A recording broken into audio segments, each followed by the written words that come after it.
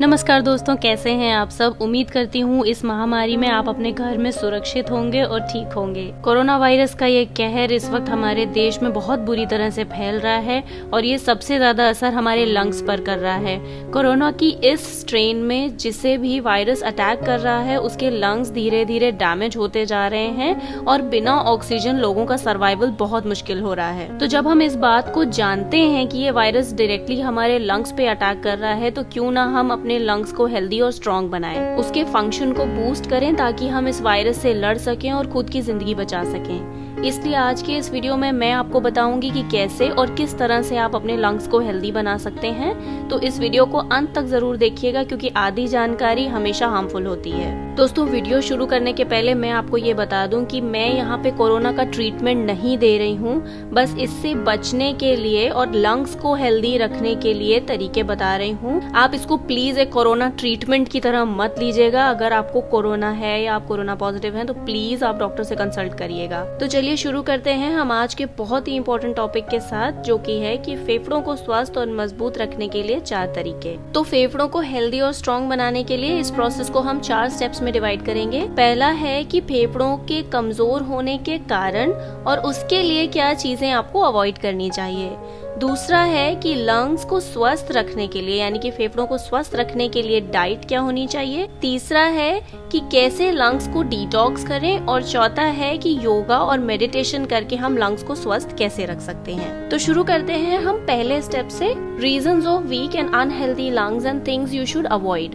दोस्तों, लंग्स का काम है ऑक्सीजन को इनहेल करके उसको ब्लड तक पहुंचाना और कार्बन डाइऑक्साइड को शरीर से बाहर फेंकना। जब हमारे लंग्स किसी वजह से ऑक्सीजन नहीं खींच पाते तो ब्लड को भी ऑक्सीजन नहीं मिलती और कार्बन डाइऑक्साइड का लेवल शरीर में बढ़ जाता है, जिससे हमारे लंग्स धीरे धीरे कमजोर हो जाते हैं। इसकी कई सारी वजह होती हैं, जैसे अगर आपको पहले से ही कोई मेडिकल इश्यूज हों जैसे अस्थमा, COPD, क्रॉनिक निमोनिया, मोटापा ज्यादा होना, ज्यादा तला भुना खाना, बाहर का जंक फूड, डब्बा बंद और पैकेट वाला खाना, शराब का सेवन, तंबाकू का सेवन, धूम्रपान, ये सब करने से हमारे शरीर में गंदगी भर जाती है और शरीर के अंगों को नुकसान पहुंचाती है और इसका असर हमारे रेस्पिरेटरी सिस्टम पर भी पड़ता है और फिर हमारे लंग्स कमजोर हो जाते हैं। खासकर जो लोग बहुत ज्यादा शराब और सिगरेट पीते हैं तो उनका एसिड और धुआं हमारी सांस की नली से जाकर लंग्स में भर जाता है और लंग्स ऑक्सीजन नहीं खींच पाती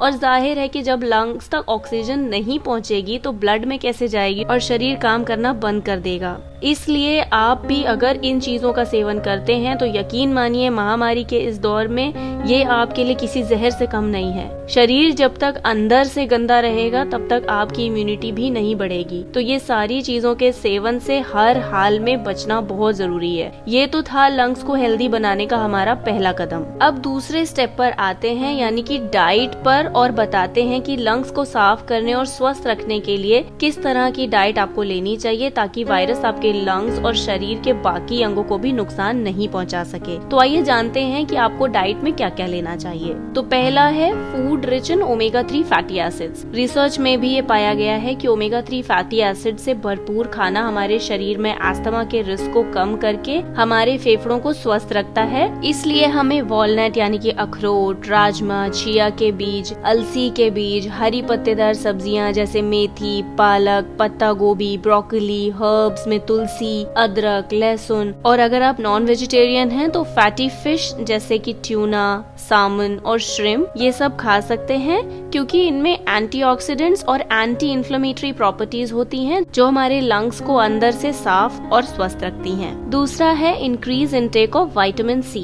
विटामिन सी हमारे शरीर को डिटॉक्स करने के साथ साथ हमारी इम्यूनिटी भी बढ़ाता है। विटामिन सी के लिए आप अपनी डाइट में संतरा, नींबू, पपीता, कद्दू, गाजर, सेब, लाल शिमला मिर्च, तरबूज, कीवी, हरी मिर्च, लीची, ब्रोकली, स्ट्रॉबेरी, टमाटर, पाइनएप्पल, आंवला ये सारी चीजें ले सकते हैं। लेकिन ये सब लेने से पहले आप 2 बातों का खास ख्याल रखिए। पहला कि अगर आपको साइनस है तो सिट्रस फ्रूट जैसे नींबू, संतरा, कीवी, मौसमी और खीरा इन सब चीजों का सेवन ना करें। दूसरा, अगर आपको कफ हो रहा है और म्यूकस यानी बलगम की समस्या है तो वो चीजें जिनकी तासीर ठंडी हो, जैसे वो फल जिनमें पानी की मात्रा अधिक हो, वो मत लें, वरना ये म्यूकस को बढ़ा देगा। अब आप ये सोच रहे होंगे कि अगर हमें साइनस है या हमें एलर्जिक प्रॉब्लम्स हैं तो हम विटामिन सी की कमी को कैसे पूरा करेंगे जब हम इन फ्रूट्स को ले ही नहीं सकते। तो इसके लिए आप अपने डॉक्टर से विटामिन सी के सप्लीमेंट्स लिखवा सकते हैं, आप उसे खा सकते हैं। तीसरा, आप बीटरूट यानी चुकंदर का सेवन करिए। चुकंदर में नाइट्रेट होता है जो हमारे ब्लड वेसल्स को रिलैक्स करता है, ब्लड प्रेशर को कंट्रोल रखता है, जिससे लंग्स भी प्रॉपर काम करते हैं और ऑक्सीजन प्रॉपरली मिलती रहती है। इसके अलावा आप खाने में हल्दी का इस्तेमाल करिए। हल्दी एक नेचुरल एंटीसेप्टिक और ढेर सारे औषधिक गुणों से भरपूर होती है।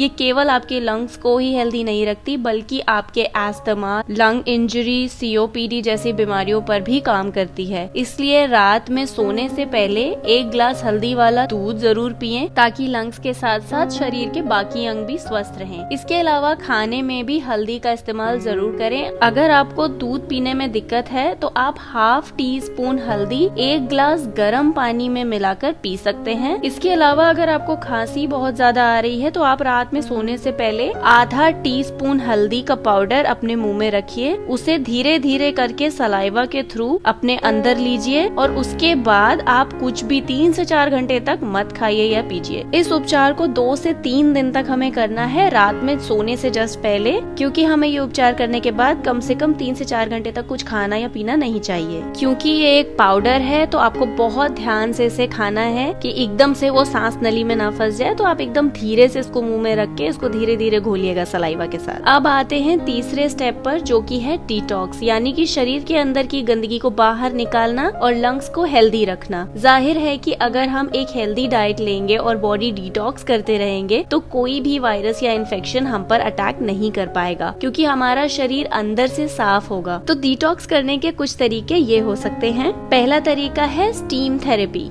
स्टीम लेने से हमारी सांस की नली बिल्कुल खुल जाती है और साथ ही अगर आपको म्यूकस यानी कि बलगम है तो वो भी पिघल जाता है, जिससे आपको सांस लेने में आसानी होती है। और जाहिर है कि जब ऑक्सीजन लंग्स तक पहुंचती रहेंगी तो लंग्स भी प्रॉपर फंक्शन करते रहेंगे। तो इसलिए स्पेशली इस पैंडेमिक में दिन भर में 2 से 3 बार स्टीम जरूर लें। स्टीम मशीन आपको फार्मेसी स्टोर पे मिल सकती है, और इन केस अगर आपको फार्मेसी स्टोर पे स्टीम मशीन नहीं मिल पा रही है और अगर आप ऑनलाइन ऑर्डर करना चाह रहे हैं तो मैं डिस्क्रिप्शन बॉक्स में 1-2 स्टीम मशीन्स का लिंक दे दूंगी, आप उन्हें भी चेक कर सकते हैं। दूसरा है इंक्रीज वाटर इनटेक। पानी जितना ज्यादा हो सके उतना पिएं। अगर आपको कफ है तो गुनगुना पानी पिएं, लेकिन दिन भर में 3 से 4 लीटर पानी पीना इस टाइम तो बहुत ही ज्यादा जरूरी है, ताकि आपको प्रॉपर यूरिन पास हो, जिससे सारी गंदगी शरीर से निकल जाए। और पानी में ऑक्सीजन भी होता है जिसकी आपके शरीर को बहुत जरूरत होती है। साथ ही कोरोना की इस स्ट्रेन में वॉमिट और डायरिया भी हो रहा है लोगों को, तो जितना हो सके शरीर को हाइड्रेटेड रखिए। तीसरा है डिटॉक्स ड्रिंक। हमारे पास 2 डिटॉक्स ड्रिंक के ऑप्शंस हैं आपके लिए। एक है जिसमें आपको ½ टीस्पून हल्दी को 1 ग्लास गर्म पानी में मिलाकर दिन में 2 से 3 बार पीना है, लेकिन इसे पीने के बाद कम से कम 1 से 2 घंटे तक आपको और कुछ भी खाना या पीना नहीं होता है। हल्दी एंटीसेप्टिक होती है, तो ये आपकी बॉडी के अंदर जर्म्स और बैक्टीरिया को खत्म कर देती है। दूसरा है ग्रीन टी।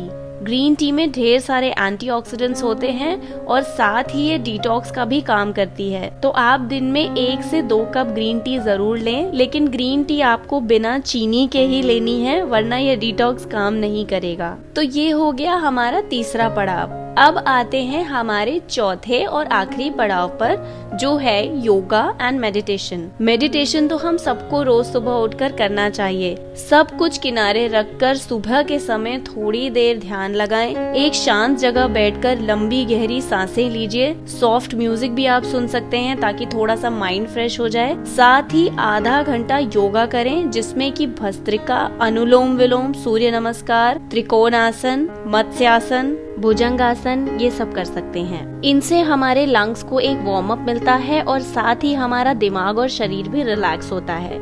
योगा और मेडिटेशन का एक फायदा ये भी है कि ये हमारी मानसिक स्थिति को स्वस्थ रखता है।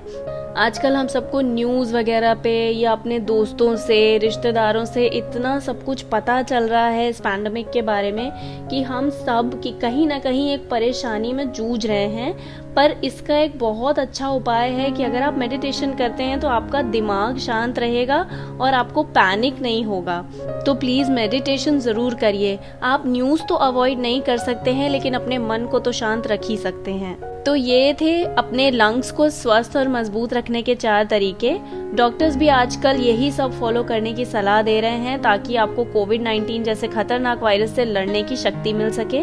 अगर आपका शरीर अंदर से स्वस्थ रहेगा तो कोई भी वायरस आपके इंटरनल ऑर्गन्स को नुकसान नहीं पहुंचा पाएगा। इसलिए हेल्दी डाइट लीजिए, बॉडी डिटॉक्स करिए, योगा और मेडिटेशन जरूर करिए।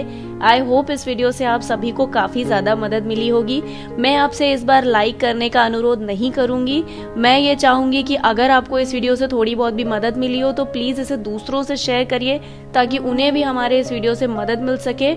बाकी अगर आपके इस चीज से रिलेटेड कोई भी सवाल हैं तो आप वो मुझसे कमेंट करके पूछ सकते हैं। इसके अलावा अगर आप मुझसे डायरेक्टली बात करना चाहते हैं तो आप मेरे इंस्टाग्राम हैंडल पे मुझे मैसेज कर सकते हैं। उसका लिंक भी मैं नीचे आपको डिस्क्रिप्शन बॉक्स में दे दूंगी। वहाँ पे मैं डायरेक्टली मैसेज पे बात कर रही हूँ आप लोगों से। तो अगर आपको कुछ इंक्वायरी है, कुछ सवाल है, कोरोना से रिलेटेड कोई सवाल है, जिस भी तरह से मैं आपकी हेल्प कर सकती हूँ, मैं वहाँ पे आके आपको जरूर रिप्लाई करने की कोशिश करूंगी। जल्दी मिलेंगे हम अपने नए वीडियो के साथ। तब तक के लिए अपना ख्याल रखिए, अपने बच्चों का और अपनी फैमिली का ख्याल रखिए। नमस्कार।